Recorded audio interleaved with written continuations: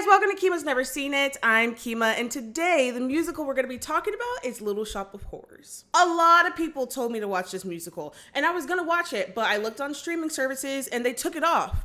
But I found it on Tubi. Y'all be sleeping on Tubi, but Tubi has a lot of stuff. So I watched it, and let's get into what it's about based on the DVD cover summary. Business blooms at Mushnik's flower shop when an exotic potted plant called Audrey II arrives. It turns out to be a carnivorous, mean green mother from outer space, filling the little shop with lots of horrors. I was told that I would see some familiar faces in this movie, and I did. Straight off the top, we start off with a movie with 3 young women. We have Crystal, Chiffon, and Renette. I'm not too familiar with Renette or anything else that she's played in. Obviously, I've seen nothing, but I know Pam and Gina. I know them very well. They basically narrate and sing big parts that happen in the movie. So they appear throughout the whole thing, but their regular persona is just kids who kind of lurk around the neighborhood. We go inside this flower shop, Mushnik's flower shop to be exact, and we meet Seymour. He's kind of this clumsy, nerdy kind of guy who works for Mr. Mushnik, and I would guess he's a botanist or he just knows a lot about plants. We also meet Audrey. She also works at Mr. Mushnik's flower shop. She's late. Turns out that she's always late, but apparently they never really have business at the flower shop, so it doesn't really matter. She walks in the door with a black eye that apparently her boyfriend gave her. Mr. Mushnik sees it and is just like, "Who gave you that? Your boyfriend? You shouldn't be with him, blah, blah, blah, blah, blah." But she's coming up with all these excuses and kind of just drops it as soon as she can. So again, the flower shop doesn't get any business. Apparently it's on Skid Row. So all the way around, it's just not in a good area. A lot of people without homes who live there.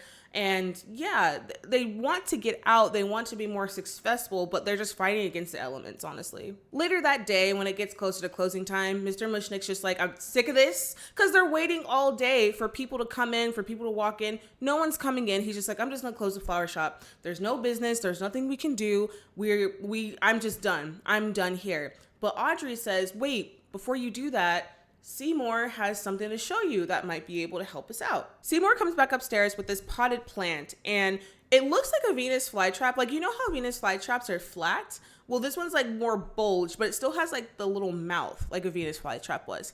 He said he found it from this flower shop after the total eclipse that happened the other day, and he said it looks kind of weird and kind of cool, so he kept it. Now, he has a proposal. "Hey, Mr. Mushnik, if I put this in the window, maybe this will attract people to come into the flower shop and at least check it out." And Mr. Mushnik doesn't want to hear that. However, as soon as Seymour puts the plant in the window, and by the way, he named it Audrey II because he's in love with Audrey.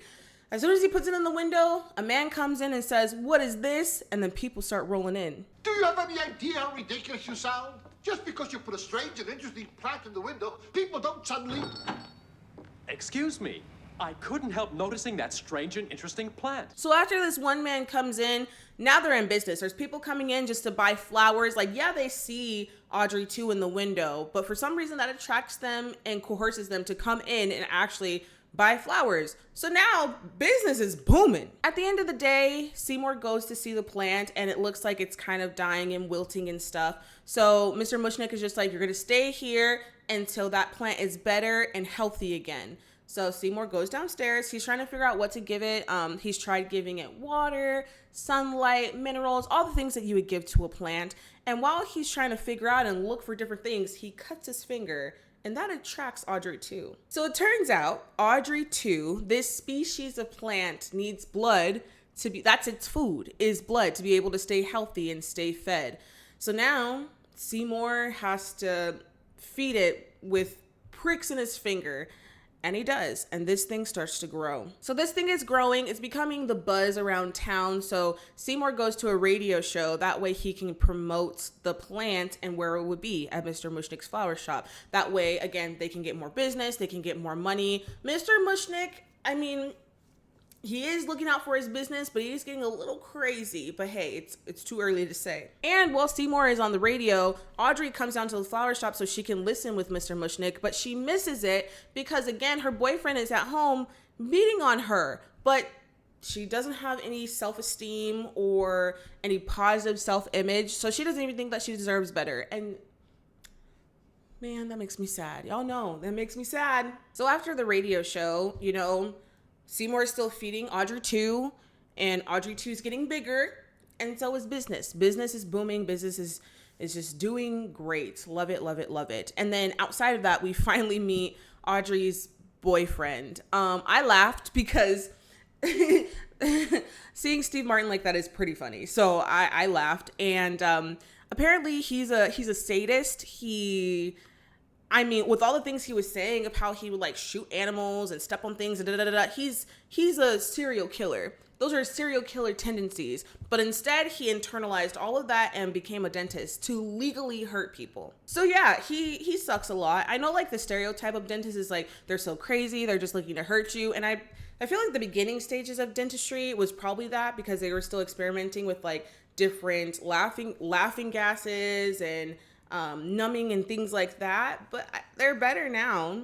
I've been to the dentist quite a few times. They're better now. But back to the flower shop.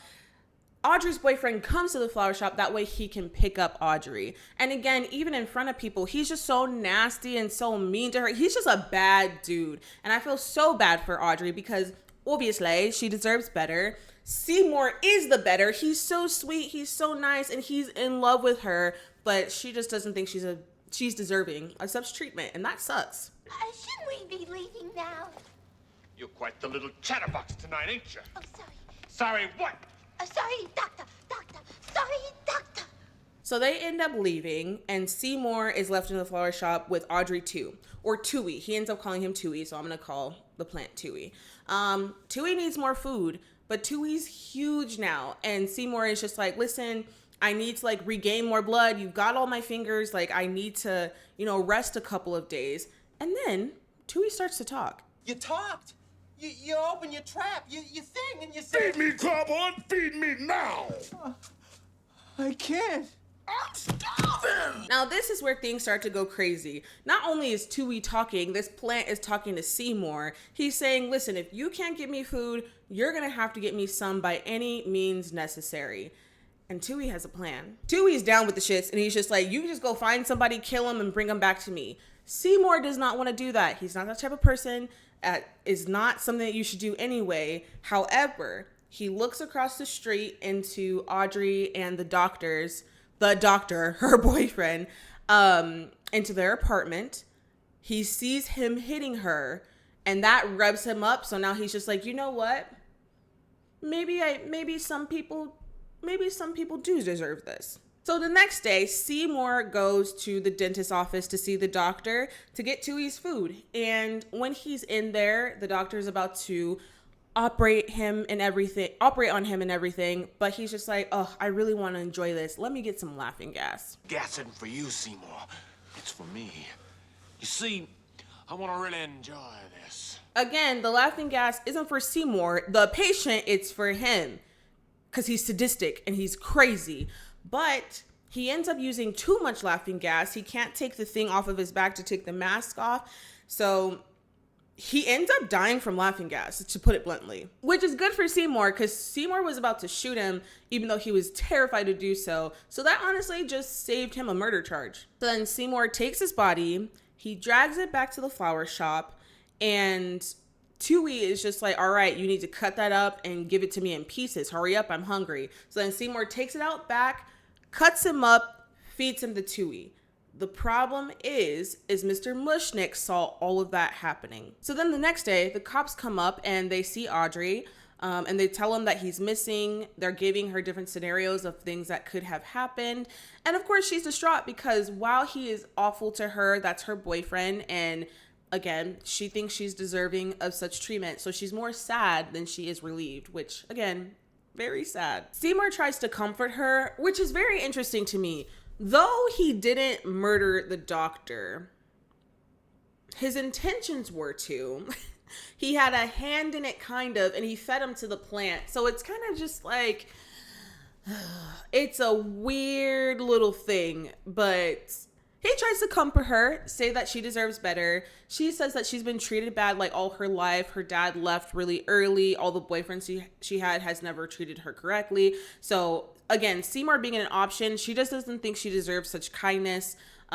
such love, such whatever. But Seymour's there and he's just like, yes, you do. So then later on, Mr. Mushnik finds Seymour and confronts him because he tells him, listen, I saw everything. You killed that man, you chopped him up, and I don't know what you did after, but what is going on here? And Seymour tells him, no, I didn't kill him. I did the rest, but I didn't actually kill him. He did it himself, which, I mean, it would sound wrong to Mr. Mushnik, but that is what happened. He didn't kill him. It's true. I chopped him up, but I didn't kill him. You lose your life of crime. Come to the police. But Tubi has Seymour's back. So Mr. Mushnik and Seymour go upstairs and they're kind of arguing back and forth. Mr. Mushnik kind of gives Seymour, a deal. And it's just like, listen, you can run out of town. You don't have to deal with any of this, but leave the plant here. Tell me how to feed it. And I won't tell anybody anything that will happen. Seymour was down for a second, but then Tubi started to rise up. Mr. Mushnik starts backing up into him, and Tubi eats him. So it looks like Seymour doesn't need that alibi. Now with him out the way, Seymour is the one that's famous. He's signing contracts, he's on magazines, he's signing different deals. He's famous now, getting all this attention, and he's the face of the Audrey II plant. So that's his new normal. But all of this is too much for Seymour. Like, it's just a lot of whatever he's not used to. And while he does enjoy probably the money and things like that, he rather just marry Audrey and live somewhere else and not have to worry about this. So he proposes to Audrey and saying, okay, no more flower shops, no more this. We're gonna get married, take the money, and run.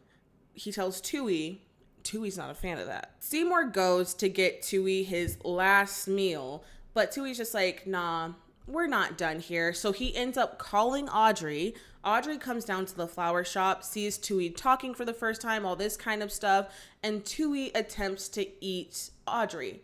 But luckily, Seymour came in time, saw everything that was going on, got her out of there, and now there's a fight between Seymour and Tubi. Tubi has sprouted little baby plants, so now it's not just him as a whole, it's all these other little baby plants that are on him. So I was just like, this is gonna be a fight. This is gonna be really, really hard. But of course, Seymour prevails. He finds like a little electric cord that ripped down from the ceiling and electrocutes Audrey II and all his little babies. So after that, all is good. It blows up.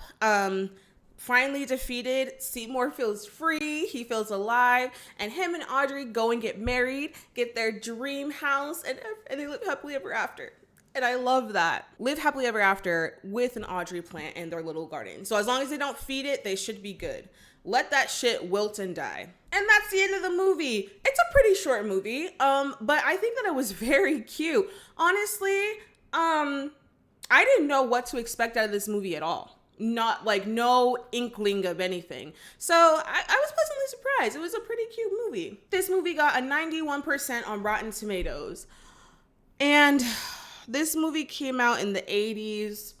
So that makes sense of why it got such a high rating for back then. I would push it down high 70s. If I'm being honest, like, it's not a bad movie by any means. I was pretty engaged in the movie. Honestly, I've heard of this movie so many times. It never dawned on me that it was a musical or how music would be incorporated. I liked it. I'm lying. Let's go back to like 80s, like low 80s, mid 80s. Good movie. It's just, yeah, I don't know. It was all right. You know, it's just an older movie, so it was all right. I'm so glad that this finally came back up on streaming services. Again, don't sleep on Tubi. Tubi has that stuff. But I'm so glad that it came back on streaming services because so many people told me to watch this. And I was just like, well, it has to be good or it has to be a classic or whatever. So I am glad that I watched this. Good movie. Good job.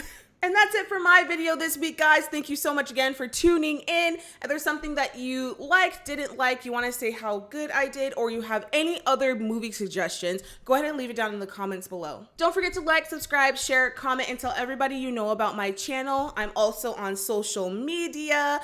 I'm on TikTok and Instagram at Kima's Never Seen It, and I'm on Blue Sky at That's Kima J. Also, again, want to give another heads up. In August, I will not be posting any movies. I will be taking that time just to take a little break, and I'll be back in September. Don't let that discourage you from making movie suggestions or telling me other things that I should watch. I will still be taking suggestions, just won't be posting. So if it comes August and you don't see me, that's why, but I will be back in September. Also want to express my appreciation and gratitude for you all coming in every Thursday, watching my videos.